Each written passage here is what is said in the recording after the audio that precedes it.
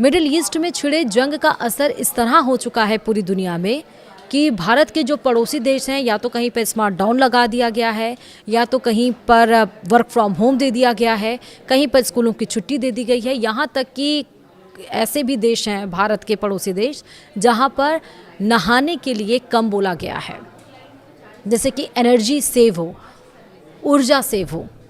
लेकिन इस बीच आप ये सोच रहे होंगे कि भारत ने क्या ऑल्टरनेटिव सोचा है। अगर ये युद्ध, जैसे 1 महीने हो चुके हैं इस युद्ध को, ये युद्ध और ज़्यादा अगर बढ़े तो भारत ने क्या सोचा है। रूस से जो बार बार टैरिफ लगाने की बात ट्रंप के द्वारा की जा रही थी कि रूस से तेल ना खरीदे, आखिरकार क्या भारत की इस जंग के बीच में रूस से कोई डील हुई है?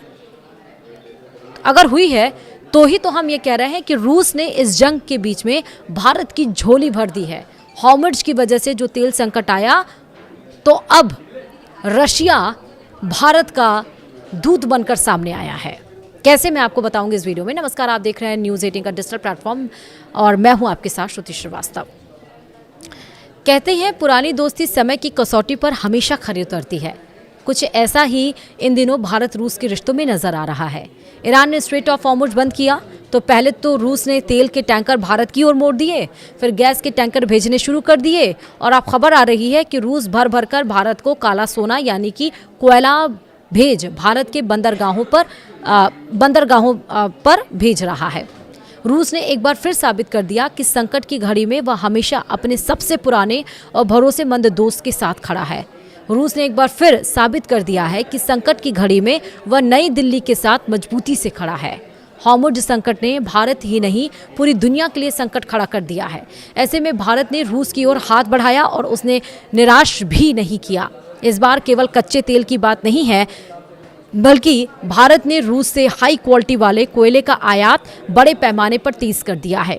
भारत के बिजली घरों और विशाल उद्योगों की धड़कनें इसी कोयले से चलती हैं और ऐसे में जब पेट्रोल, डीजल और गैस की कीमतों में आग लगी हुई है, तब देश के पावर ग्रिड को बिना किसी रुकावट के चालू रखने के लिए यह रूसी कोयला किसी संजीवनी बूटी या फिर काले सोने से कम नहीं है।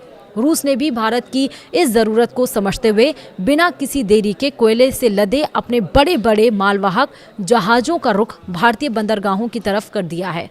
4 महीने के ताज़ा आंकड़ों से इस बात की गवाही दे रहे हैं कि रूस और भारत के बीच यह ऊर्जा व्यापार किस तूफानी रफ्तार से आगे बढ़ रहा है।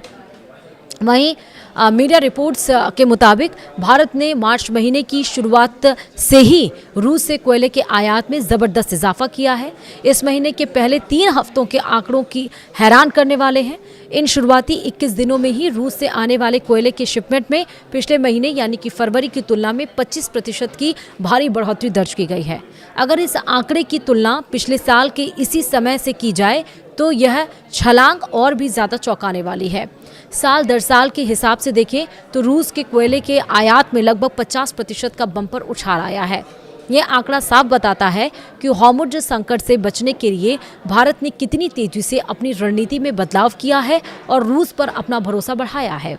बाजार के जानकारों और ऊर्जा विशेषज्ञों का ये मानना है कि कोयला आयात का यह तूफानी रुझान यहीं रुकने वाला नहीं है। मिडिल ईस्ट में जिस तरह से तनाव लगातार खिंचता जा रहा है और लाल सागर से लेकर ओमान की खाड़ी तक जहाज़ों की आवाजाही खतरे में पड़ी हुई है, उसे देखते हुए भारत आने वाले दिनों में रूसी कोयले पर अपनी निर्भरता और भी ज़्यादा बढ़ाने वाला है। विशेषज्ञों ने भविष्यवाणी की है कि मार्च महीने के अंत तक इस आयात में 20 से लेकर 35% तक की और बढ़ोतरी देखने को मिल सकती है। इसका मतलब ये है कि आने वाले कुछ हफ्तों में भारतीय बंदरगाहों पर रूसी कोयले से लदे जहाज़ों की कतारें और भी लंबी होने वाली हैं। रूस से आ रहे इस काले सोने का भारत की अर्थव्यवस्था पर बहुत ही सकारात्मक और व्यापक असर पड़ने वाला है। भारत इस समय तेजी से बढ़ती हुई अर्थव्यवस्था है और जैसे जैसे गर्मी का मौसम करीब आ रहा है, देश भर में बिजली की मांग अपने चरम पर पहुंचने वाली है।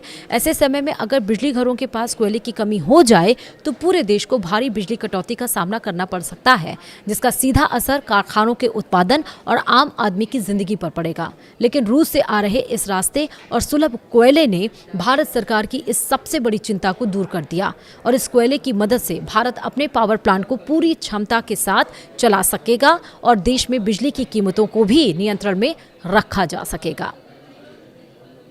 तो इस तरह से जो पुराना दोस्त है वो एक बार फिर से मुसीबत की घड़ी में हाथ थामे खड़ा हुआ है, वो है रूस। वीडियो में इतना ही, नमस्कार।